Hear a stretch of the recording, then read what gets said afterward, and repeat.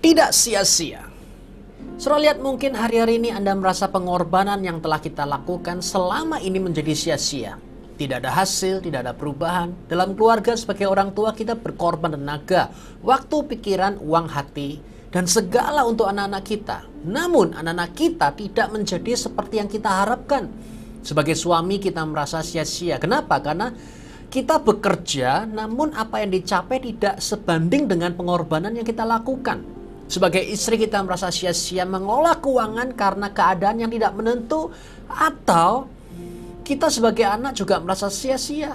Kita punya mimpi besar namun tidak ada support dari orang tua atau biaya yang tidak cukup untuk memenuhi kebutuhan kita. Nah sekarang saudara, janganlah kita menyerah. Di dalam Yesus Kristus tidak ada yang sia-sia. Ada 3 poin ini yang saya coba sampaikan. Yang pertama adalah start with Jesus. Everything start with Jesus.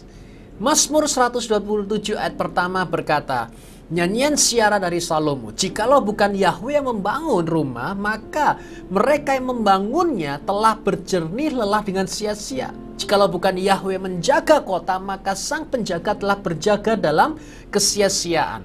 Saudara lihat, kita perlu melibatkan Yesus di dalam segala hal. Bahkan hal yang paling terkecil sekalipun. Sebab dia adalah Alfa dan Omega. Dia Tuhan yang mengawali segala sesuatu. Dia juga Tuhan yang menyelesaikan segala sesuatu. Sangat penting bagi kita untuk mengambil langkah awal bersama dengan Yesus. Sehebat apapun kita tidak akan mampu membangun sesuatu tanpa Yesus. Dan Yesus selalu membawa kita membangun segala sesuatu dengan apa yang ada di tangan kita. Sekecil apapun itu jika kita lakukan bersama dengan Yesus, maka hal itu akan menjadi apa? Besar. Segala hal yang besar selalu dimulai dari yang paling terkecil sekalipun. Saudara lihat seumpama begini. Jika saat ini ada yang mengalami PHK dan Anda tidak tahu apa yang harus Anda lakukan atau Anda kerjakan hari ini, then libatkan Yesus untuk memulai sesuatu dan Tuhan akan memulai dengan apa yang ada di tangan Anda. Seperti minyak di tangan seorang janda yang hanya sedikit, namun itu bisa diubah oleh Tuhan menjadi sangat berlimpah. Jangan terburu-buru mengikuti tren usaha yang sedang hype saat ini, namun duduk tenang dan izinkan Tuhan memberi hikmat buat kita untuk mengerjakan sesuatu yang sudah ada di tangan kita. Tuhan sudah memberikan modal buat kita. Jadi janganlah kita khawatir. Sekecil apapun modal, kalau itu ada di tangan Tuhan, pasti akan menjadi berlipat kali ganda. Yang kedua adalah do everything with Jesus. Pengkhotbah 2:25-26 berkata, siapa yang dapat makan atau menikmati hidup di luar Elohim? Sebab kepada orang yang berkenan di hadapannya, Elohim mengaruniakan hikmat, pengetahuan, dan sukacita. Tetapi kepada orang berdosa, dia memberi pekerjaan untuk mencari dan mengumpulkan harta, supaya diberikan kepada orang yang menyenangkan hati Elohim. Jadi ini pun adalah kesia-siaan seperti menjaring angin. Nah sekarang lihat, firman berkata bahwa tanpa Tuhan maka segala yang kita lakukan akan sia-sia seperti menjaring angin. Ini waktunya bukan bekerja untuk Tuhan, namun sekarang waktunya bekerja bersama dengan Tuhan. Ada banyak hal yang tidak bisa kita lakukan dengan kekuatan manusia. Mari dari itu kita libatkan Tuhan untuk bekerja bersama-sama. 1 Korintus 15 ayat 10 berkata, namun karena anugerah Elohim aku ada seperti yang aku ada, dan anugerahnya kepadaku tidak sia-sia. Sebaliknya aku telah bekerja keras lebih daripada mereka, tapi bukan aku melainkan anugerah Elohim yang ada bersamaku. Saat kita memberi ruang untuk Tuhan bekerja, maka sesuatu yang tidak pernah kita bayangkan akan kita capai. Inilah bukti anugerah Tuhan menyertai pekerjaan kita. Mungkin saat ini Anda merasa sudah melakukan yang terbaik, maksimal, all out, namun hasilnya nol dan akhirnya putus asa lalu menyerah. Tidak ada yang salah dengan melakukan yang terbaik dan maksimal. Namun persoalannya, apakah kita mau menyerahkan semua pekerjaan kita ke Tuhan? Mempercayakan segala sesuatunya ke tangan Tuhan, mengizinkan Tuhan mengintervensi penuh di dalamnya. Seringkali menyerah itu jauh lebih mudah daripada berserah.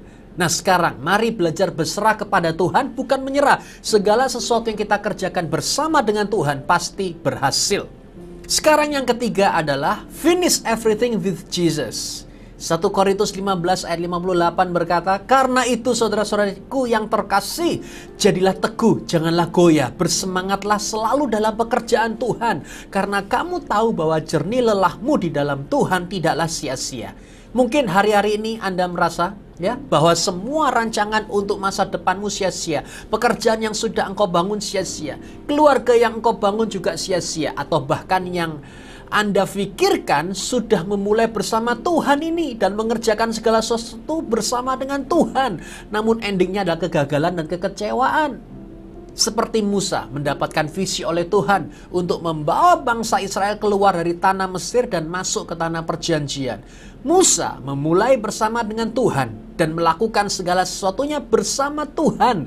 Namun pada akhirnya Musa tidak diizinkan masuk ke tanah perjanjian. Sepertinya sia-sia, bukan? Tetapi yang mau saya katakan adalah tidak ada yang sia-sia bersama dengan Tuhan. Musa memang tidak masuk ke tanah perjanjian, namun pada waktu Yesus ada di bumi, Tuhan membawa Musa tampak bersama dengan Yesus. Musa memang tidak masuk ke tanah perjanjian, namun dari rahim roh Musa lahirlah pemimpin yang luar biasa, yaitu siapa? Yosua, yang membawa umat pilihan tersebut masuk ke tanah perjanjian. Jangan menjadi kecewa, sebab bersama Yesus kita tidak akan gagal. Jika kita belum melihat hasil saat ini, itu semua karena Tuhan ingin memberikan sesuatu yang lebih besar dari apa yang kita harapkan.